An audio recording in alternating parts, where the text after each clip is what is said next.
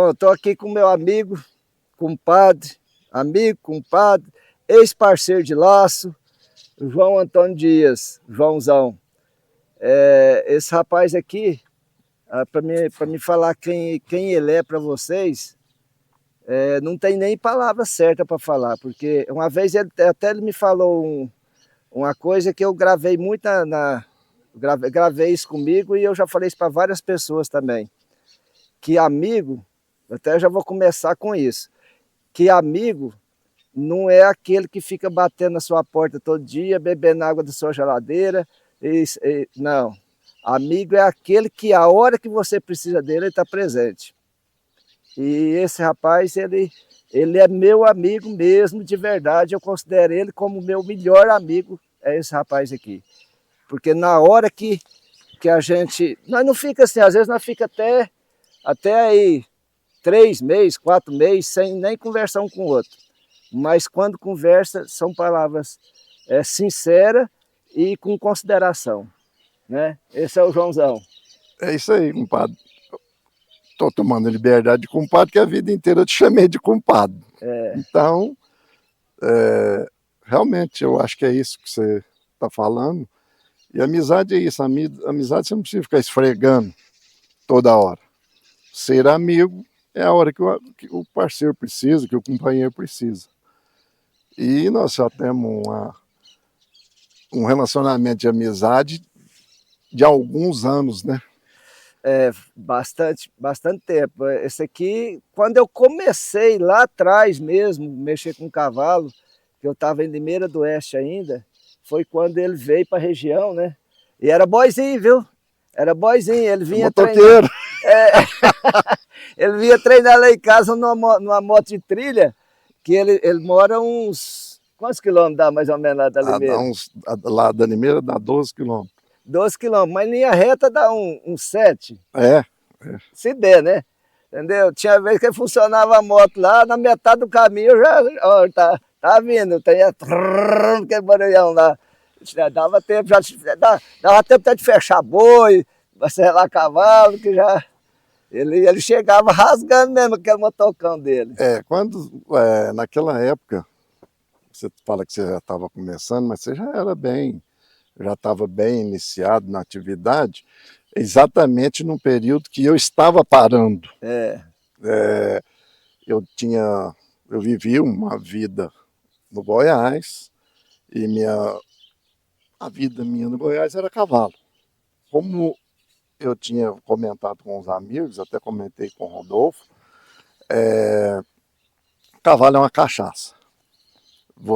Uma vez que você mexe e gosta, você não deixa de mexer e não deixa de gostar. É isso mesmo.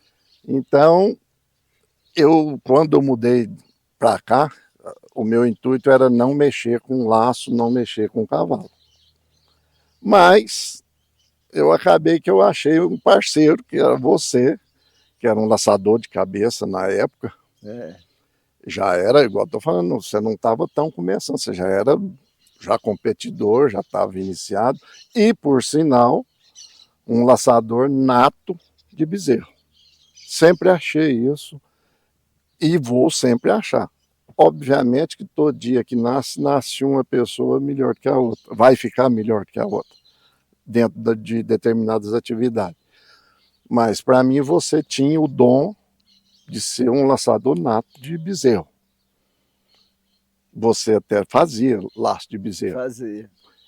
Então, já não era a minha especialidade, eu laçava bezerro. Mas vamos dizer, a profissão, a atividade principal minha era laço de pé. Eu laçava tin rope. Quando eu iniciei, era o laço que tinha na época, ou laço de bezerro ou laço de tin rope. E foi quando nós começamos, nós fizemos uma dupla, que você laçava, e é bom laçador de cabeça, e eu sempre lacei pé, nunca fui laçador de cabeça. E acabamos que fizemos uma dupla boa, né? Fizemos uma dupla boa, nós laçamos num campeonato regional, porque, igual você falou, na época você deixou bem claro para mim que você estava parando, então você não estava disposto a ficar andando atrás de prova e tal, mas num campeonato regional você Você foi comigo, nós disputamos o campeonato que tinha na região na época, né? E nós fomos muito bem, na época laçava. Eu tinha um cavalo que é um dos melhores que eu já tive, que era o Chibeco. Chibeco, né? Não esqueça esse cavalo nunca. E o Joãozão laçava nele, rapaz, e eles encaixou, mas assim, igual uma luva. Era um casal de animal que você tinha que era muito bom. O Chibeco, ele marcou época em todas as atividades que ele foi, ele desenvolveu bem, atuou muito bem. Mas você lembra da gata? Da gata. É uma égua preta. Isso, exatamente. Eu eu lacei muito na gata também. O interessante falar, compadre, naquele tempo, nós estamos falando o quê? De 20 anos? Mais. 25 anos? Mais. Mais? Eu comecei, pra você ter uma ideia, eu comecei a mexer com cavalo em 85. Aí, em 85, comecei a mexer com cavalo, comecei com laço de bezerro, certo? Aí, eu fiquei, não fiquei muito tempo no laço de bezerro, porque eu machuquei o joelho. Deve ter ficado uns 5 anos no laço de bezerro, e você me pegou no período do laço de bezerro. Então, eu falo para você que isso aí faz uns 35 anos. Então vai ser por aí mesmo, essa data. E interessante que as provas que tinham eram nas pistas, vamos dizer, nós tínhamos lá no seu Aras, lá na sua casa, lá na Limeira, tinha uma pista, nós fazíamos uma prova lá, depois fazia nos meninos aqui em União de Minas, eu esqueço o Juca Thiago? Juca Thiago, lá no Juca Thiago. Eu lembro, esqueço o nome dos meninos, que era... Então a gente saía fazendo cada fim de semana era numa pista e em um determinado lugar. E a final era Iturama. E por sinal, até as premiações hoje, elas são boas, são atrativas. Mas na época nós não tinha nem prêmio, né? Não, troféu. Só tinha troféuzinho, e tocar musiquinha, nós saímos levantando o chapéu e alegria dos mais felizes do mundo. E era a época melhor. Eu hoje no esporte e falo para você que era a época melhor. Eu acredito que era assim, que a gente fazia aquilo por prazer. Não tinha... Hoje ainda se faz muito por prazer, mas hoje acabou virando muito comercial. Hoje, compadre, virou um negócio. Sim, comercial. Porque você ia, você gastava pouquinho, a inscrição era baratinha, você ganhava pouquinho, você não gastava, então o prazer era de ganhar. Hoje você vai, você gasta muito. Se você não ganhar, às vezes a conta está meio arrochada lá para o final, você já sai meio nervoso de lá, aí você já começa a querer ganhar aquilo de qualquer forma, que nunca foi meu caso. Graças a Deus, eu sempre aprendi a ganhar e perder, mas você tem a maioria, não vamos falar maioria, tem pessoas que quer ganhar o trem de qualquer jeito, aí se não dá certo, fica nervoso, aquilo já não fica prazeroso mais, então já é diferente. Na nossa época não era assim. Rapaz, nós íamos em São Francisco, você lembra da pista lá no Dudu, Rubim. Dudu e Rubim. Dudu, né? Eu não lembrava do outro, lembrava do Rubim. O Dudu e Rubim. Você viu o tanto que nós andávamos atrás de laço. O Rubim era dono do... Como é que chamava aquele cavalo turdil dele, gente? Que até o Vanildo Janssan depois comprou pro Daniel. Era o melhor cavalo que tinha na região. É o cavalo da D20? O cavalo da D20. É o cavalo da D20. Ele vendeu o cavalo, comprou uma D20 na época. O valor equivalente a uma D20. Era o cavalo que todo mundo falava que era o melhor. Ele era bom e bonito. Só que eu ainda acho que o Chibeco era melhor. O Chibeco, ele laçava bezerro, laçava pé, laçava cabeça, fazia baliza. Vamos fazer um elogio pro Chibeco, assim, daquele de arrebentar. Ele passou gerações, né? Passou. E as meninas correram nele. Correu. Ele passou geração, passou aqui, as meninas correram nele. O primeiro carro que eu ganhei no Timpene, o Tucura estava correndo nele, certo? Então ele foi passar. Tanto é que ele morreu com 26 anos, certo? Eu aposentei ele numa prova aqui, aí ele ficava aqui no Ares, aqui, o piquete que tem ali é o piquete dele, e eu passo aqui, ó, contra ele, saía do barracão, rodava aqui, a hora que eu saía contra ele aqui, tinha vez que ele ficava rinchando aqui, correndo no piquete, entendeu? Querendo ir, aí eu voltei a levar ele, que eu percebi que ele gostava daquilo. Era a natureza dele aquela, era de querer participar. Aí eu voltei a levar ele realmente ele marcou época, o Chibeco. Daquele tempo eu só esqueço o nome do cavalão maior, mas... O Caipira. Caipira. Caipira. Exatamente, porque o outro era o Shaolin. Shaolin. E o Shaolin e o Caipira... O Shaolin era o castanho. O Shaolin e o Caipira, você lembra como que eles foram lá para casa ou não? Conta pra nós essa história. Não pode contar muitos detalhes, senão o povo vai falar que nós era doido. Não, mas... Os cavalos de rodeio que afinavam do Sidão. Nós pegava. O Mimi foi dar um curso em casa. Você lembra desse detalhe ou não? O Mimi falou assim, eu quero uns trem baguai. Falei, deixa comigo. Fui lá no Sidão, comprei 2 cavalos afinados lá. Cavalo velho, uruguaiano, né? Uruguai, esse era uruguaiano, que sei lá, nem que raça que era aquilo, acho que é crioulo com quarto de milha. Aquilo tinha de tudo. Mas ficou bom, né? Bom, todos dois. O Caipira era um monstro de um cavalo, ele arrastava marruco. Podia amarrar, que era Adão, mas era um cavalo brutão, forte. Era um cavalo que ele era do queixo um pouquinho pesado, e eu pendurava na boca dele assim para arremessar lá de dentro. E era a mesma coisa de nada, era desse jeito. Mas é muito bom aquele tempo. Eu acho que hoje eu vejo o pessoal participa e tal. E a tropa melhorou muito, né? Melhorou a tropa, que me desculpe os treinadores, não são todos, o que eu vou falar aqui. A tropa melhorou, os treinadores não. De primeiro, a gente tinha mais paciência, a gente ensinava o cavalo. Hoje em dia, a maioria dos treinadores quer fazer o trem assim, ó, rapidinho, e aí fica bom enquanto tá ali mexendo ali, se você solta já não volta bom mais, então era diferente. A hora que um cavalo nosso estava pronto, estava pronto. Volta para a situação do econômico. O pessoal tem pressa de fazer porque ele precisa fazer aquilo logo para desocupar, para pegar outro. Quer ganhar dinheiro. Quer ganhar dinheiro. E a gente fazia aquilo com prazer, né? Quando se fazia, ainda se faz, mas quando se fazia uma campanha de um cavalo uns anos atrás, era uma campanha bem feita.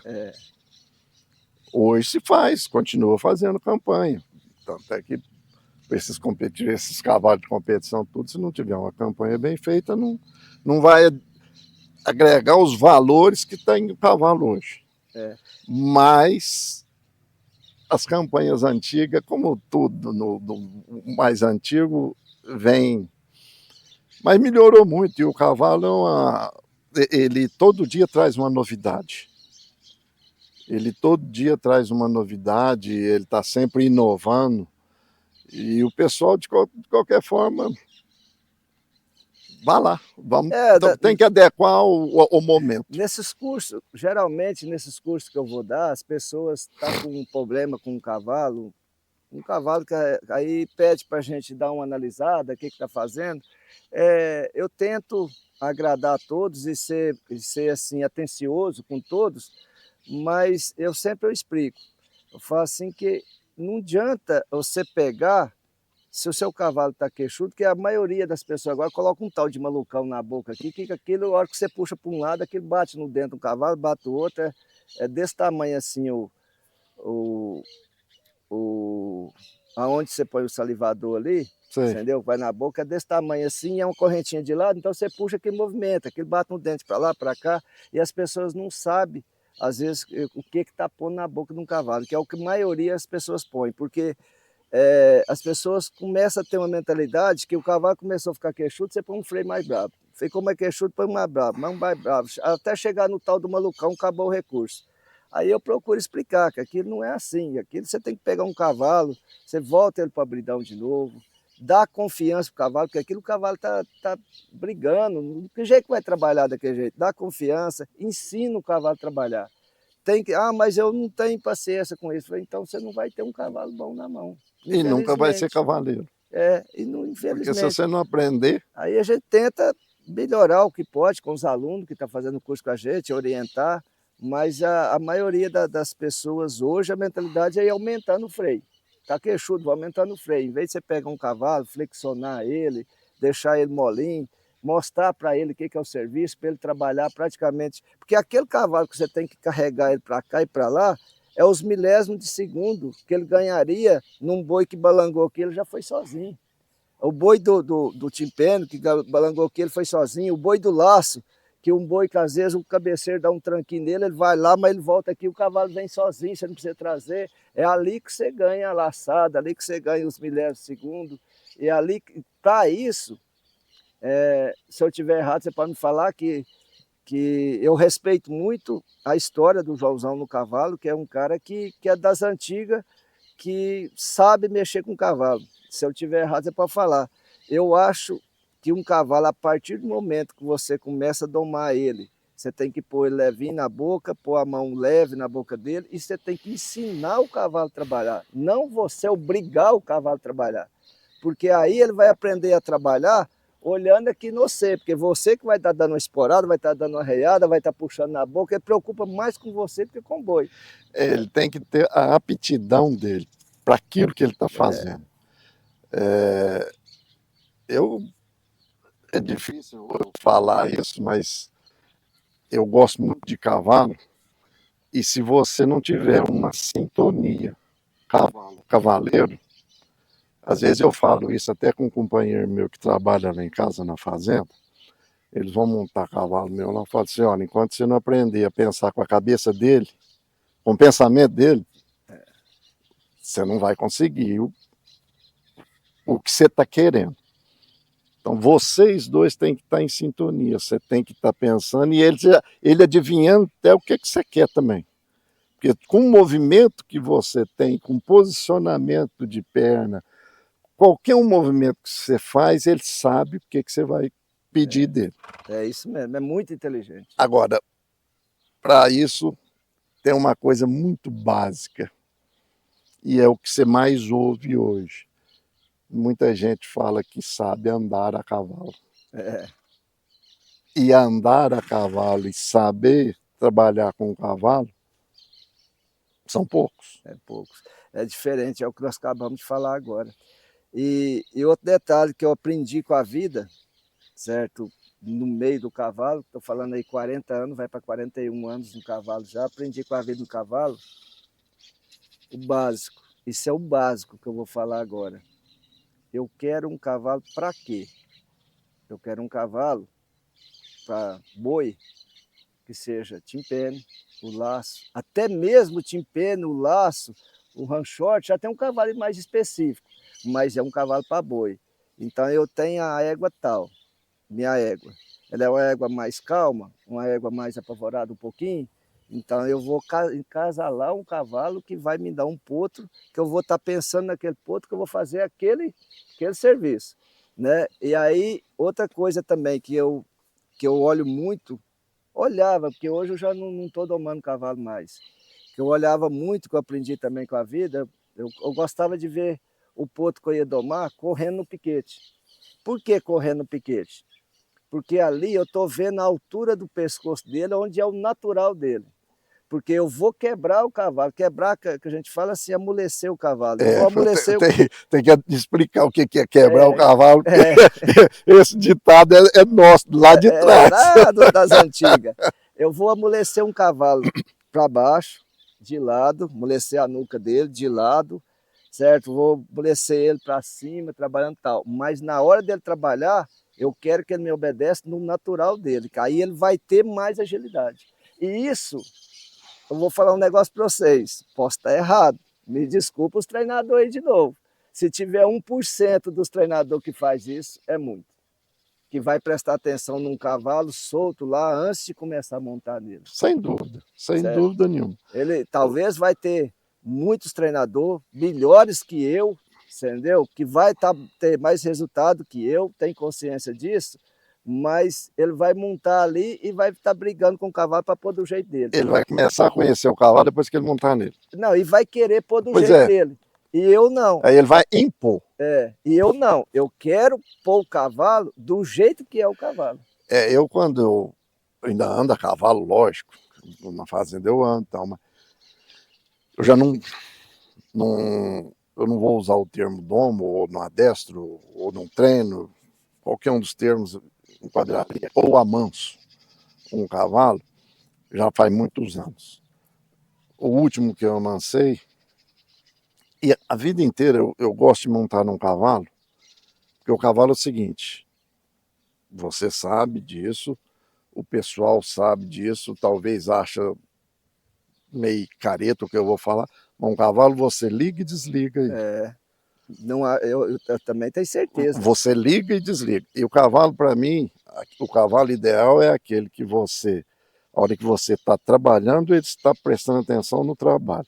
Acabou o trabalho dele, o que você exigiu dele, você desligou ele, você bambeia a rédea dele, ele não é um cavalo nele. Exatamente, que é o que nós tínhamos no Chibeco. Chibeco nós acabava de correr uma prova, já punha suas meninas, já saía andando.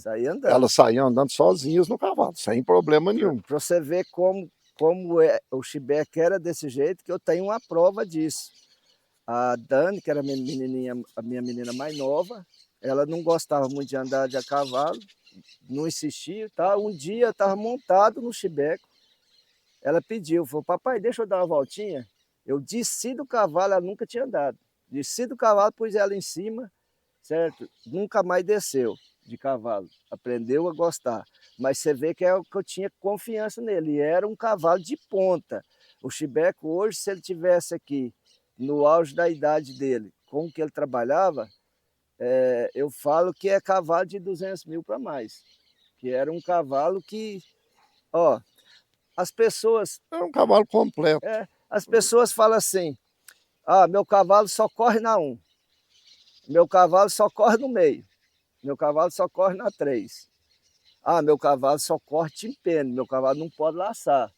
Meu cavalo faz tambor, mas meu cavalo não pode laçar. Entendeu? Que vai atrapalhar. Gente, eu não acredito nisso. A minha concepção é diferente. O cavalo, é claro que ele vai ter tempo para ele assimilar o que ele está fazendo, você ensinar para ele o que ele está fazendo, mas o cavalo ele tem condições de aprender o que você ensinar para ele, ele vai fazer. E se é um cavalo bom, ele vai fazer em alta performance. Sim, não é errado? Sim, é isso mesmo. Não é? Então, ele pega aquilo muito rápido. O Chibeco, por exemplo, que é o exemplo que nós estamos dando aqui, ó, ele laçava cabeça, laçava pé, laçava bezerro, fazia baliza e tambor. E você ainda era descer do lado esquerdo. Né? Isso. Porque o que eu nunca dei conta de fazer na vida foi descer correndo do lado esquerdo. Do lado direito. É o bezerro. Desculpa. Do lado direito.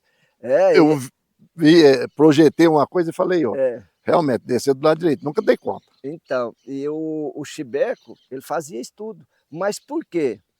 Volta atrás de novo. Por quê? Eu era novo, gostava, apaixonado, tinha tempo, era arrojado.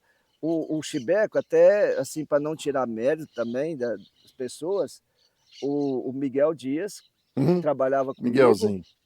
Que começou a domar o Chibeco, ele que começou a domar ele, aí já estava bem domado, pulava uma vez, jogou o Miguel para frente da cela, fazendo gracinha lá na limeira, lá, com ele lá, e dando esporada, pulou com ele, jogou ele para frente da cela, ele puxava na cabeça do cavalo, o pito da cela pegava na coluna, ele soltava, o cavalo pulava, uma hora ele vai te contar essa história. E pulava, aí o Mimi veio dar um curso em casa, ele falou para mim, falou assim, ô Iris, quando eu vim dar curso na região, você não me empresta o cavalo, muito bem domado pelo Miguelzinho, que era uma criança na época, você lembra? O Miguel foi para dentro de casa, tinha 10 anos de idade, era uma criança. Aí e aí eu comecei a emprestar ele para o Mimi, ele levou nos 2 cursos dele, ele me pediu, falou, deixa eu levar ele lá para minha casa. Aí ele ficou lá uns 6 meses com o Mimi, entendeu? Então teve a participação na doma, do Miguel, do Mimi, aí depois eu coloquei nas provas. Agora o pessoal pode achar até chato e estranho a gente frisar muito a questão do Chibeco, mas é porque realmente é um cavalo que marcou. Marcou. Obviamente que você teve outros animais competitivos, e tem competitivos, mas o Chibeco foi aquele cavalo que marcou para a época dele. Você lembra quando você errava uma laçada, o que ele fazia, não? Não lembro mais. A hora que você errava, não. Quando ele percebia que ele errava, entendeu? Ele fazia assim... Não, você está sendo bonzinho, você está querendo disfarçar, você está querendo disfarçar, agora que eu vou contar o seu também. Então, já que você contou da minha, eu vou contar do seu. Então vai. Você lembra que você não gostava de boi chifrudo? Não gostava. Verdade. É um outro detalhezinho importante que você vai... Você lembra de eu cuspir seco quando eu entrava para dentro da coisa que eu não tinha nada para cuspir? Aquilo eu estava no meio, já chegava... Não tinha nada, não saía nada. Mas era... cada um tem uma coisa diferente, né? Esse final de semana agora, eu estava com um amigo que é do Ranchote, o Evandro Sodi, e ele tem uma mania, que ele fica assim, ó, ele tem bigode, ele pega o bigode dele e faz assim, ó, e fica mordendo o bigode. Aí eu tava falando para ele, ó, eu vou filmar isso aí, vou colocar no meu Instagram, viu? Ele falou, mas você acha que eu já não vi você quando você dá alguma coisa atrapalhada para você não pega o chapéu e coça a cabeça, né? Então cada um tem uma coisa diferente. Eu sei fazer, realmente, você tinha esse negócio mesmo, você entrava nervoso lá, não saía nada. Estava cuspindo aqui, mas não sabia nem o que estava fazendo. E uma atenção boba, porque era uma coisa tão tranquila, tão espontânea da gente, que laçar, quando você faz a coisa com gosto, com prazer, é natural. Mas aquela competiçãozinha de você saber que tem mais um ali, que pode, aí você fica... Às vezes as pessoas me perguntam assim, entendeu? Isso é normal as pessoas me perguntarem nos cursos que eu vou dar. Ô Iris, quando você entra lá no Barretos, lá, entendeu? Você vê que as pessoas estão nervosas, a gente está olhando você está tranquilo, você fica nervoso também? Aí eu falo assim, realmente dá um friozinho ainda na barriga, mas eu tenho a tranquilidade suficiente porque eu confio no que eu estou fazendo. Quando você tem confiança, você está preparado para fazer, você tem confiança no seu trabalho, aí você tem os tiques que você acabou de falar, do você cuspir seco, às vezes eu tiro o chapéu, coço a cabeça, mas a confiança você tem. No fundo, a hora que o boi parte ali, ou o cavalo parte, você já vai tranquilizar, porque você sabe que o seu trabalho vai ser bem feito. Então acontece muito isso aí, a resposta que eu dou para eles eu tenho consciência que realmente é disso. E eu falo, vou contar uma história para você, Joãozão, vou contar uma história que eu acho que você já contei ela para você, mas vou contar para todo mundo. Quando eu comecei a laçar bezerro, o meu ídolo era o Testa, entendeu? Era o Testa. E eu olhava a revista, aquilo, entendeu? Lia e tal. Eu fui numa prova em Novo Horizonte, com o meu compadre finado Zé para frente. Chegou lá, ele foi lá fazer a inscrição. Era a gata e o chibeco, porque podia fazer uma inscrição em cada cavalo, de primeira era assim. Podia ser a BQM ou não ser, era uma inscrição em cada cavalo, e se você laçar, você voltava e defendia o segundo bezerro. Era laço bezerro nessa prova. E o Testa estava lá. Aí o Zé para frente foi lá fazer a inscrição, voltou lá onde nós estávamos. Falou, senhor Iris, certeza que você vai laçar na categoria de cima, porque os profissionais estão tudo aí. Eu falei assim, mas vou, ué. Ele falou, rapaz, mas tá todo mundo. Faz só no chibeco, então. Aí eu fiquei assim, falei, tá, então faz no chibeco. Fez uma inscrição só no chibeco. Bem treinado, que você lembra, eu treinava muito, dedicava bastante. Você mais do que ninguém sabe falar disso aí. Levantava cedo, piava bezerro, treinava, às vezes eu treinava cedo de tarde. E aí, rapaz, a pista lá era no fundo, partidor de laço bezerro de lá para cá. Então chamava 10 competidores no fundo, certo? Laçava os 10, Aí chamava mais 10. E nesses 10 que chamou, o Íris junto com o Testa. E aí? E eu com uma vergonha, mas numa vontade de conversar com ele, mas numa vergonha danada, rapaz. Ele veio assim, encostou o cavalo do meu lado, assim, para esperar lá, assim, aquele... E eu doidinho para conversar com ele, mas morrendo de vergonha. Lá sou o primeiro, segundo, terceiro, quarto, quinto. Eu era o nono, o Testa era o 10º. Ficou nós dois lá para laçar. O Vãozão, eu tremia tanto, a hora que me chamou no brete, assim, eu tremia tanto, mas tanto pela presença dele, não dei conta de falar uma palavra para ele, lá junto. Eu tremia tanto pela presença dele, eu entrei no brete. E a gente sabia que os bezerros, Nelore, esse é fiel, esse sai. E quando é um Nelore mais cabeludinho, ele sai, mas ele sai mais lento. É. A hora que eu entrei, que eu vi um Nelore meio cabeludinho, falei, nossa senhora. Fastei o cavalo, ajeitei, liguei o cavalo no bezerro certinho e tal, mas eu estava tremendo tanto, mas tremia tanto, que a hora que eu pedi, que mandou, o Chebeco deu o bezerro assim na boca para mim, que eu fui jogar, o laço nem no rumo do bezerro não foi, caiu de lado assim, ó. Foi a melhor coisa que aconteceu na minha vida, foi aquilo. Porque eu saí da pista enrolando meu laço, daquele jeito ali saí, quase morri de vergonha do homem, que era meu ídolo, quase morri de vergonha e falei, nunca mais eu tremo na minha vida, pode ser quem for. Porque se eu não tivesse tremido, eu tinha feito o meu melhor. Como eu tremi, eu não dei conta de fazer o que eu estava preparado. Então, eu acho que Deus me preparou aquele momento para frente. Você falando do Testa, quem teve o prazer de conhecer ele, como nós tivemos, que eu também lacei muito com ele, ele dizia, interessante isso, o Testa, ele laçava com o grupo de Presidente Prudente. É os que começaram a difundir o laço no Brasil. Uhum. Porque nessa época, isso nos anos de 77, hein? Nós estamos bem lá atrás. 75 já existia esse pessoal lá de Prudente. E o Testa era da equipe deles. Não tive muita oportunidade de laçar com o Testa. E o Testa era uma pessoa muito simples. É uma pessoa muito boa para você estar Depois em disso eu contato. conheci ele, conversei, realmente era desse jeito. Ele é uma pessoa bem simples, bem tranquilo, O filho de dele, boa. conheci depois. Já não tive oportunidade de conhecer o filho, porque quando o filho dele eu começou, lacei muito com o filho dele. Eu já estava aposentando da atividade. Eu já não mexia com laço mais.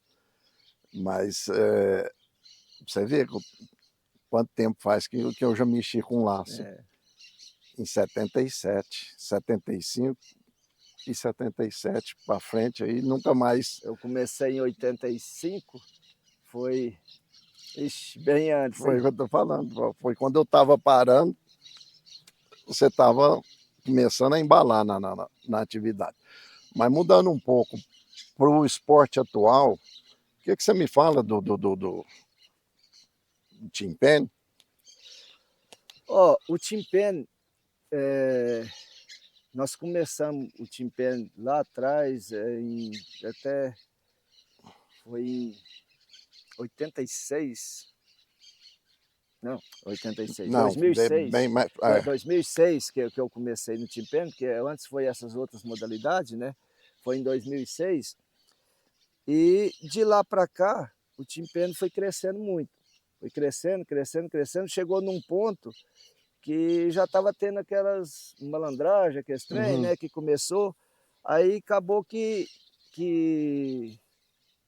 eu, junto com o Henrique e o Léo, nós montamos o Contep, certo? Que pôs o handicap, pôs não, na verdade quem pôs o handicap no Tim-Pen foi em Cajuru, foi o Lucas, lá de Cajuru, que eles fizeram a prova e colocaram o handicap no Tim-Pen, porque tinha uma turminha que estava dando só eles. Inclusive eu fazia parte dessa turminha, eu e minhas filhas. Estava dando só eles. Aí o Lucas pôs o handicap no Tim-Pen. Mas a partir daí começou assim, as pessoas colocar o handicap de acordo com... Vou chegar lá na sua pergunta, lá na frente. Aí nós teve que montar essa associação, que foi o Contep, que rege, que você mesmo que coloca você no seu handicap. Como que você coloca você no seu handicap? Porque é ganhos. Se você ganhar, você sobe. Tem uma tabela específica, já declarada para todo mundo. É de acordo com o seu aproveitamento. Você ganhou, você sobe. Você não ganhou, você não sobe. Você ganhou abaixo de uma tabela também que tem lá, se você baixa. Então você coloca você no handicap que você quer. E a partir daí, o time, antes de fazer esse Contep, o trem estava de morro abaixo. Ia acabar. Ia acabar. Porque primeiro que estava dando só uma turma. Depois colocou o handicap e estava assim, colocava os donos de prova, colocava de acordo que queria, para favorecer a Conveniência. prova. Estava acabando. Aí depois disso aí o Timpeno foi crescendo, crescendo. Hoje o Timpeno está muito forte, tem premiações muito boas no Timpeno, certo? Acabei de falar aqui agora mesmo, as pessoas olham muito mais financeiramente para montar trio, esse trem, que eu não concordo muito. É claro que você tem que tentar montar os trios o melhor possível. Ficou um pouco não, bastante difícil para os handicaps mais altos se manter dentro do esporte, que é um ponto negativo, que eu achei isso aí, mas não tem outra alternativa. Por que ficou muito, muito difícil? Porque para igualar as coisas com o handicap, iguala. Só que os handicaps mais altos sempre tem que estar correndo com quem está começando. E o Timpeno não tem como você pegar o boi seu do seu parceiro. É ali cada um pega um boi. Então, ficou mais difícil para a gente montar uns trios mais competitivos. Todo jeito que faz o regulamento, os trios mais competitivos é aqueles que estão no meio. É os handicap 3, 4, é os mais competitivos. Mas deu uma equilibrada boa, cresceu muito, tem premiações muito grandes, tem inclusive a prova do 1 milhão, né, que é 1 milhão de premiação, que quem faz inclusive é da Iturama, que é o Aurélio. Tem várias provas de handicap alto. O Timpene hoje está dentro do Barretos, que é um ponto positivo. Vou responder essa pergunta agora, depois desse análise que eu te falei. O Timpene é um esporte de família, ambiente bom, lugar de você ter seus filhos, certo? Junto com você, você vai conhecer pessoas diferentes, certo? Costumes diferentes, que uma prova dessa do 1 milhão, por exemplo, vai vir gente do norte de Minas, leste de Minas, vem gente do estado de São Paulo, de Minas, vem gente de todo lado. E isso você acaba integrando e conhecendo muita gente. Acaba virando uma confraternização. Além da competição, tem uma confraternização. Porque... Então, o Timpene hoje está muito forte, sim. Tem Brasil inteiro praticamente faz. Entendeu? Goiás, Brasília, Acre. Eu fui no Acre várias vezes dar curso lá no Acre. Entendeu? Então, tá bem forte. Inclusive eu te perguntei do Timpene, que quando você começou nas primeiras provas, você até me convidou. Falou, compadre, achei outra para nós. Foi onde eu falei, não, eu estou parado. Mas você se especializou muito nisso. Eu vou usar um termo aqui, que no Brasil o pessoal não usa tanto, mas você realmente é um cowboy. Por que você é um cowboy? Você vive do cavalo para o cavalo. Aí o pessoal vai falar assim, mas faz quantos anos que você está na atividade, está na criação de equino, na seleção de equino, fazendo acasalamentos. Então eu considero isso uma coisa muito importante e acho. Eu ainda sou daquele da antiga, né? Então realmente eu acho que você é um cowboy. O cowboy não é só aquele que vai lá no rodeio, monta e... Não. Você é um cowboy brasileiro. Você vive do cavalo, com o cavalo. Sua atividade é essa. E se especializou muito em Timpene. Por isso é que eu estou te perguntando isso. Eu vejo, às vezes eu acompanho alguma prova de Timpene. Mas aproveitando o ensejo, eu vou mexer numa feridinha. O que você me fala dos acasalamentos hoje? Eu vou te frisar o porquê. Quando nós laçávamos, nós tínhamos uma geração de tropa que era extremamente só trabalho. ele era laço de bezerro, ele era team rope, que eram as duas provas principal. De boi era essas. E com o passar do tempo, isso foi mudando, até mesmo com as leis inovadas que tem por aí, com certas proibições e tal. Bom, mas isso eu quero dizer o seguinte, nós tínhamos uma linhagem de cavalo que era estritamente trabalho, que é aquele que nós estávamos acabando de falar, que você está trabalhando ele, você parou sua atividade, você solta a rédea no pescoço dele, você pode pôr quem você quiser. Eu noto muito, e eu entendo e aceito, só não concordo porque eu não gosto, mas fizeram muito cruzamento de cavalo de explosão que eu falo, que é o cavalo velocista, em cima do cavalo de trabalho, exatamente para dar essa velocidade para o timpane e tambor. O que você me fala disso? Eu sou praticamente contra todos, entendeu? Porque antes, aquelas procedências que a gente tinha daqueles cavalos lá, você olhava a ossatura dos cavalos, era dessa grossura. Sim. Você podia colocar uma pessoa de 100, 120 quilos, laçar nela, participar de qualquer modalidade, que ele tinha estrutura para você. Aí começou a aparecer os cavalos de apartação, que é de boi, começou a aparecer os cavalos de tambor, que é corrida, aí começou a virar essa bagunça, certo? Até aí, você colocar um cavalo de apartação, volto lá atrás, onde eu falei que a hora que eu quero um potro, o que eu quero fazer com aquele potro? Eu quero fazer isso, então é esse cavalo que eu vou pôr. Sim. Certo? Aí, se eu quero um cavalo de boi, eu até ainda aceito colocar um cavalo de apartação que ele tem aptidão para boi. Tem. Certo? Só que a estrutura dele, geralmente, agora não, anda vendo uns cavalos mais estruturados, mas quando você vê um cavalo e fala assim, não, ele é de apartação aqui e tal, você vê uns cavalos com ossatura fininha, entendeu? Aí, desculpa o pessoal da apartação, não estou falando mal não, mas aqueles cavalos que a gente tinha, que a base era King Ranch, você lembra? Sim. Né? Era dessa grossura. Entendeu? Estou falando que não tem na apartação. Pelo amor de Deus, não entenda mal. O pessoal da apartação ainda vai ficar bravo comigo. Não, nós estamos comentando. Tem sim, tem uns cavalos com estrutura boa, entendeu? Tem no tambor uns cavalos com estrutura boa também, mas não é igual a tropa nossa antigamente, que era mais robusta, com ossatura mais forte. Isso que eu estou querendo dizer. Então eu acho que essa mistura nós teve só a perder, não a ganhar. Porque quem montou naqueles cavalos antes, eu estou falando de boi, tá? Eu estou falando de boi.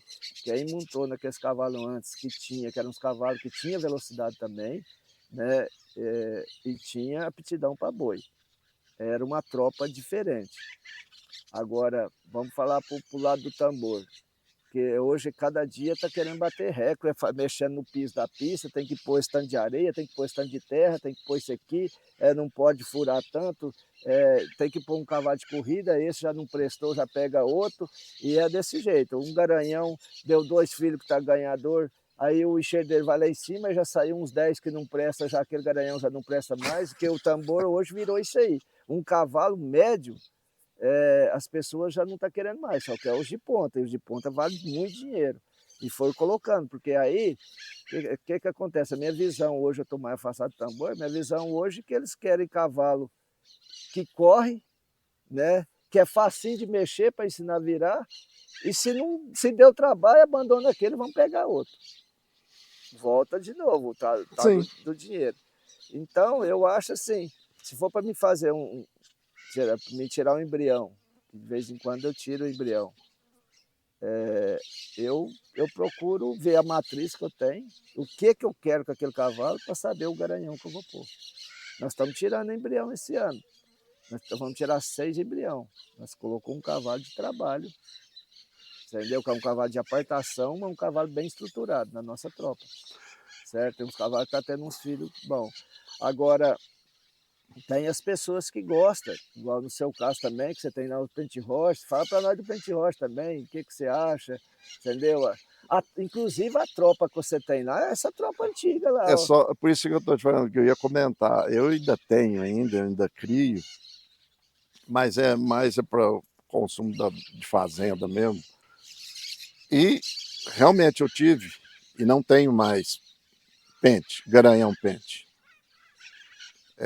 Eu só tenho hoje 2 éguas pente, mas eu nunca fugi da linhagem de trabalho.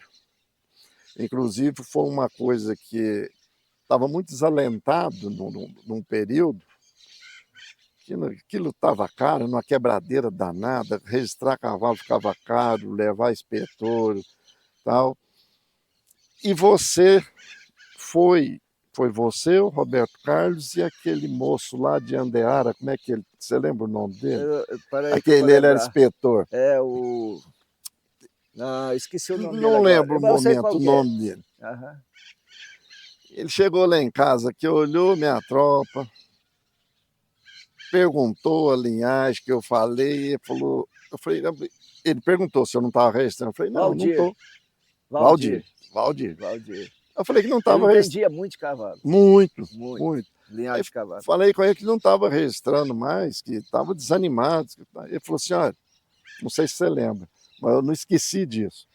Ele falou, você tem aqui um baú, um tesouro de pirata. O que ele quis dizer com isso? Você tem aqui uma coisa que já não existe tão fácil mais.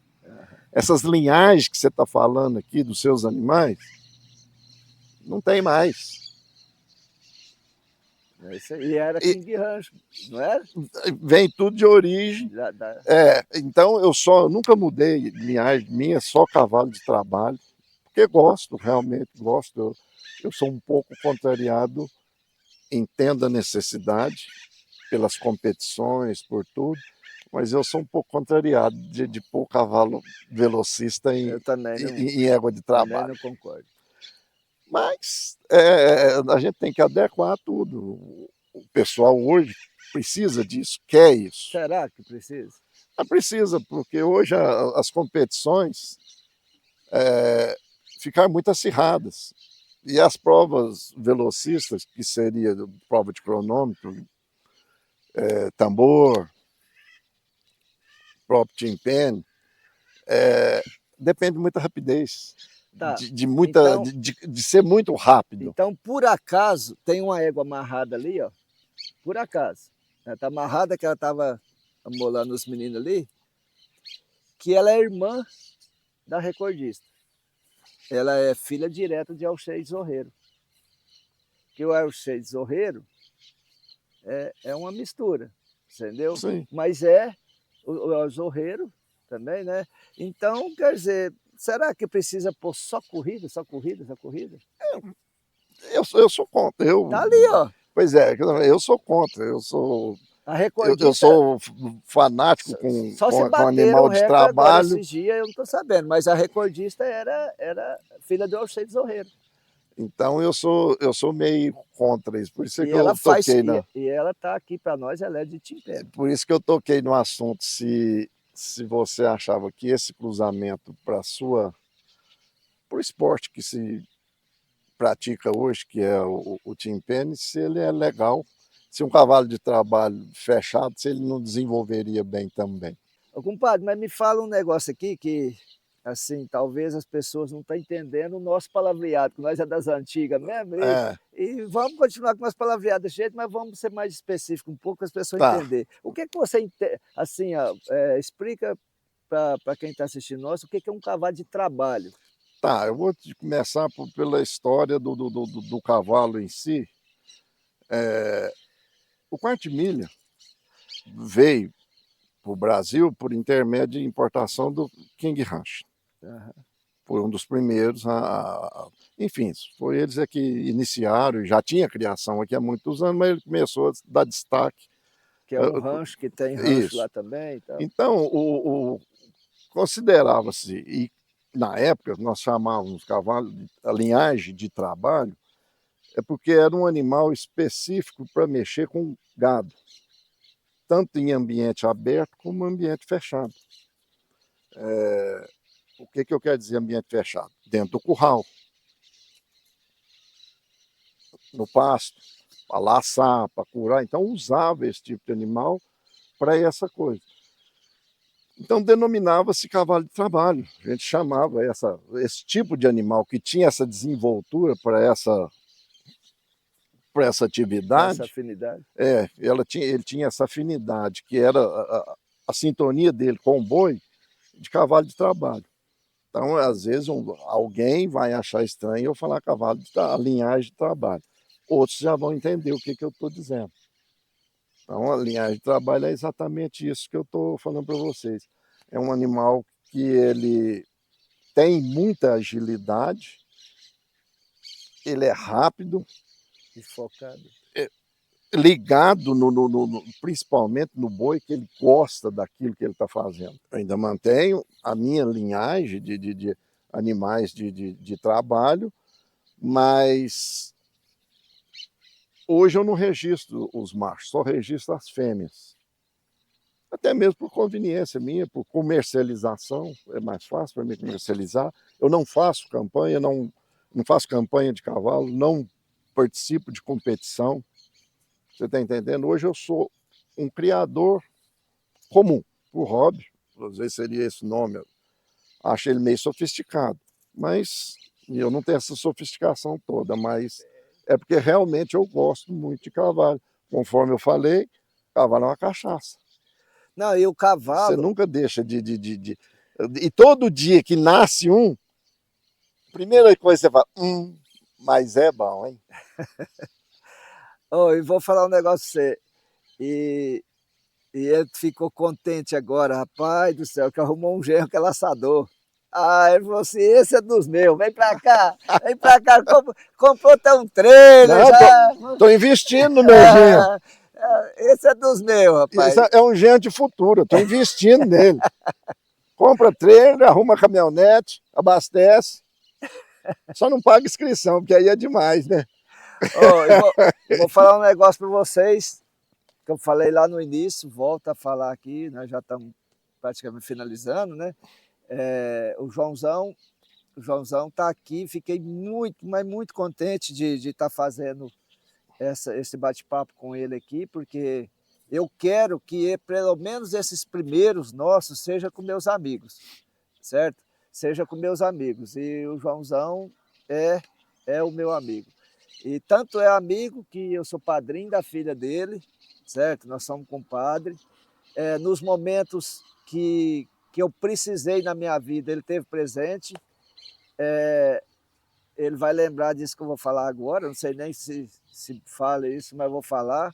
Teve uma época que eu estava entrando em depressão, não sabia, lembra, compadre? Não sabia, chegou aqui, subiando. Falou assim, onde você está? Eu falei, estou aqui no Aras. Não, parei que estou indo conversar com você. Aí chegou aqui, tinha um pessoal aqui, ele olhando aqui e tal. Falou, nossa, mas esse espaço bom, rapaz, olha que essa grama sua tanto tá boa, me tirando para um lado, chegou lá e falou, compadre, como é que você está? Eu falei, estou bem. Não, você não está bem.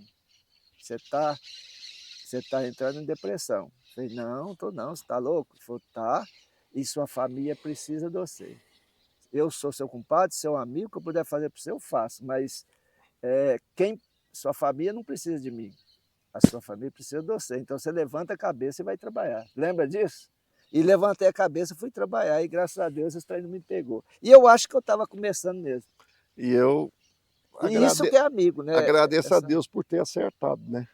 De ter falado na hora certa. E às vezes eu falo coisa que a pessoa não gosta de ouvir. Ele sabe disso. Assim como eu já ouvi dele, eu já falei para ele, às vezes coisa que ele não queria ouvir, mas ouviu. Mas amigo teve. Aí. Não, se não fosse para mim não falar o que ele não precisava ouvir, não seria uma amizade, eu não seria meu amigo. E nós somos compadres duas vezes, porque uma por afinidade, que eu assumi a mais nova dele como minha filhada também, que é a doutora Dani. Ela considera como... A minha Minha afilhada. Olha quem está E chegando se não aqui, tomar a benção toda vez que vejo, eu dando. Fala, escuta, você não vai tomar a benção não? Acabou o respeito? Aí, então, e tem que tomar a benção onde tá, no meio de qualquer um. Ué, padrinho é padrinho. Compadre, obrigado pela você ter vindo aqui, atendido esse convite nosso. Foi muito bom essa participação sua e tenho certeza que reforçou mais ainda a nossa amizade. Ô, compadre, o prazer foi meu e, Lisoto, seria impossível recusar um convite seu de estar aqui, da gente trocar essas palavras, relembrar umas passagens que já está bem lá atrás. Uns conhecimentos antigos que os novos não têm. Mas o prazer foi meu e estou sempre à sua disposição. Eu que agradeço. Ó, brigadão. Vai ser muito difícil você me ver laçando de novo. Mas pelo menos não é impossível, às vezes um dia. O gerro traz. Com relação à nossa amizade, amigo, irmãos, sempre.